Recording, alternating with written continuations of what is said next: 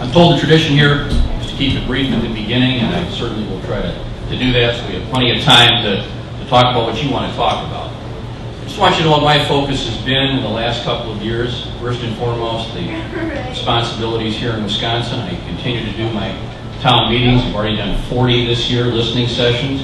Later this year, we, God willing, will hit number 1,000. And they continue to work with the highest numbers of people we've ever had. Of course, the work in Washington is just amazingly challenging.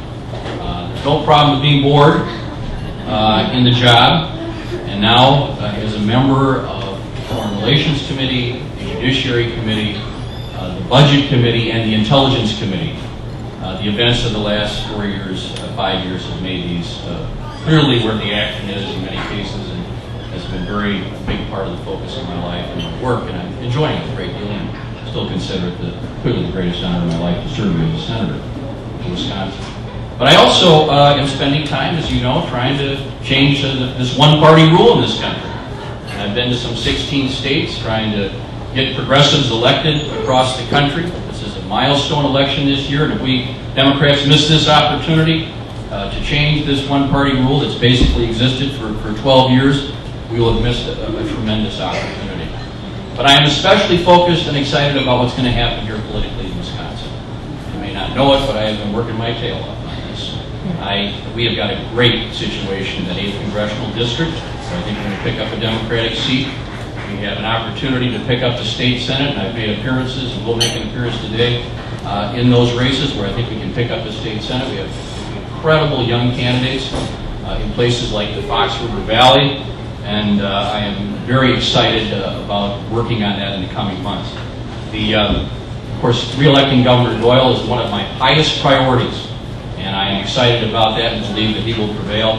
And finally, I'm just nervous as a cat about getting Herb Cole back in. And I'm going to do everything I can to make sure that Herb squeaks by for his 4th term. Briefly, it's not enough just to win an election. We, in order to win the way I want us to win, which is to win for a lot of years, have the chances the Republicans have had over the last few years, which they've flown, to really govern this country. And that means we have to say what we will do. What will we look like? What will we try to do, both in the short term and the long term? What will we do on January 3rd or whatever the first day is going to be? Well, first, maybe take a little page in a much lower level from FDR. Talk about the first 100 days. Let's talk about things that we can do fast. Fixing the Medicare prescription drug benefit.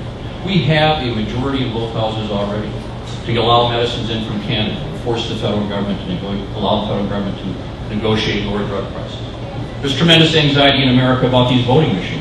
We can pass a bill right away to require a paper trail as Wisconsin does in the 22 states where that doesn't happen. We can overturn the Supreme Court decisions that threaten the wetlands in this country with a clear legislative statement that we should be able to get at non-navigable waters as well as navigable waters. We should do everything we can to reverse the president's really unwise and unfortunate veto on stem cell.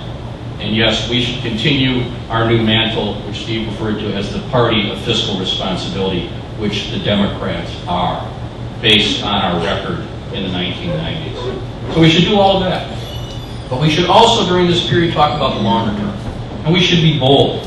We shouldn't try to play it safe. I'm a little concerned that the Democratic Congress's joint document, 6406, it's nice. I agree with it. But it's not strong enough.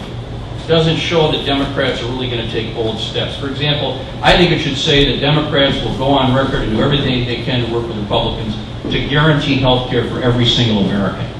It shouldn't be nibbling around the edges. Now, I've proposed a bill that would get this started by having various states apply to be pilot projects for this, and I'm hoping that will attract Republican conservatives. We should be bold in our statements on that. The public is crying out for a party that will be very aggressive about alternative energy, putting real dollars into things like biodiesel and ethanol. And the other day up in Spooner, Wisconsin, I went to Burns Best, which is the #1 manufacturer of renewable energy furnaces. Unbelievable. They've got this furnace there for $5,000, $6,000, and they're just putting corn in it. And it just works great. This is an exciting thing for the future of America, and Democrats should be talking about every day. I'll be offering proposals later on couple of issues that I think are just enormously important. On jobs, you know I've opposed the trade agreements that I think shipped our jobs overseas, but it's not enough just to try to defeat bad trade agreements. We need to have creative approaches to our trade policy that allows us to protect America while also having the opportunity to have free and fair trade. And finally, affordable housing. Everywhere I go in Wisconsin, whether it's Madison or some of the more rural communities or Bayfield, people are talking about the lack of affordable housing for people who used to live in those communities. So all of that should be part of our domestic agenda. But in the end, the most important thing will be whether or not we have the guts to say what needs to be said about foreign policy. We have got to stop this Iraq instead. This was an error. This was a major strategic error. It is damaging our national security. It is absolutely reasonable to talk about a public timetable to withdraw the troops. Now that even these generals who used to say to me that this wasn't a good idea are essentially admitting the longer we stay there, the more of a mess that we're going to be in. Let's focus on those who attacked us on 9/11, and as we do it, let's make sure that the President of the United States obeys the law of the United States. I still believe there has to be some accountability for the fact that he clearly broke the law with regard to the illegal wiretapping. So finally, the greatest concern I have about all this is if somehow Democrats are perceived as something simplistic like anti-war. That's not what I just said. I supported the Afghanistan invasion. I support military action where it's necessary. And so Democrats have to be muscular about this. Democrats have to talk passionately about how the 9/11 attacks have affected them and their hopes for their children in the future. And so we should not be afraid to say that we'll be tough militarily and otherwise where we need to be. But we should say that we'll be smarter about it and do a better job. And do a better job of protecting them. Thank you very much.